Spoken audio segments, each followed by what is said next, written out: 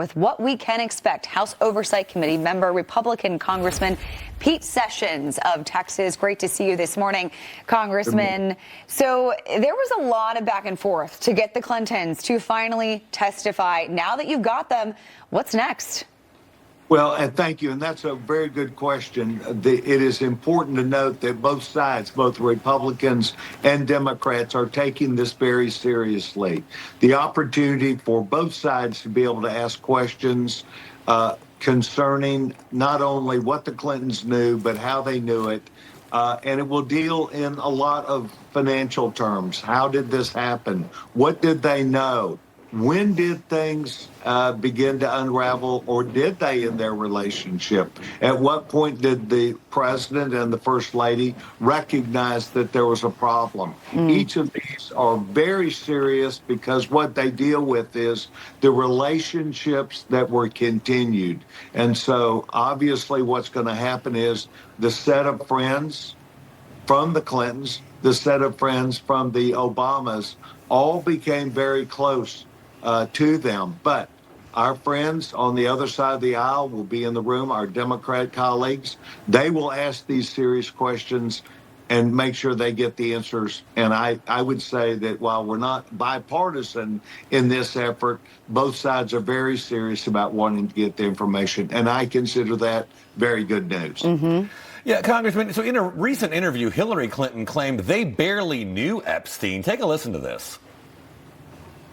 We have no links. We have a very clear record that we've been willing to talk about, which my husband has said.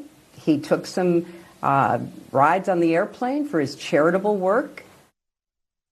All right, so according to Chairman James Comer, Jeffrey Epstein visited Bill Clinton 17 times during his presidency in the White House. Bill Clinton allegedly flew on Epstein's plane 26 times. Ghislaine Maxwell attended Chelsea Clinton's wedding. None of those things are illegal, but these are also two seasoned lawyers. Do you think we're actually going to get them to admit their relationship? Or are we going to get another, that depends on what the definition of is?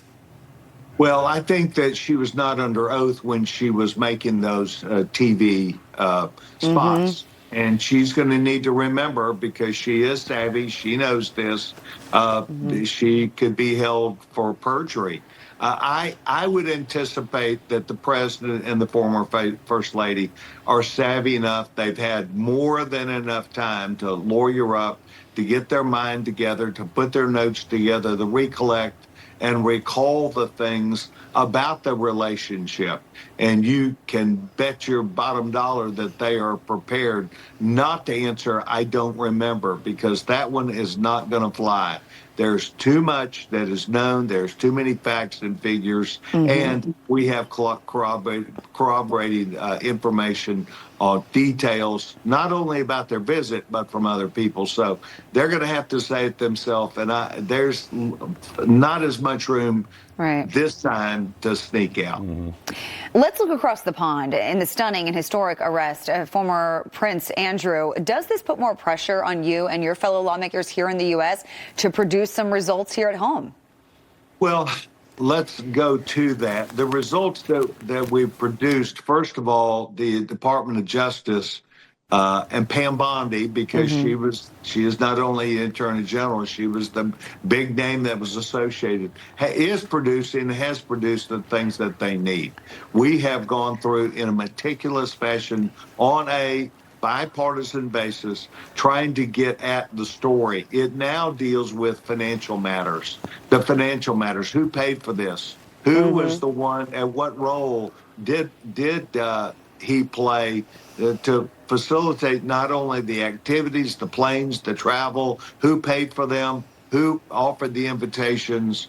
This is all very important to know. But we have lots of information from the women about their side of the story, and that is what there's going to have to merge them together. This is like a puzzle, and you've got to put the pieces together. Yeah, and we'll have much more on the Clintons testifying today later in the show. Congressman Pete Sessions, thank you so much for joining us this morning.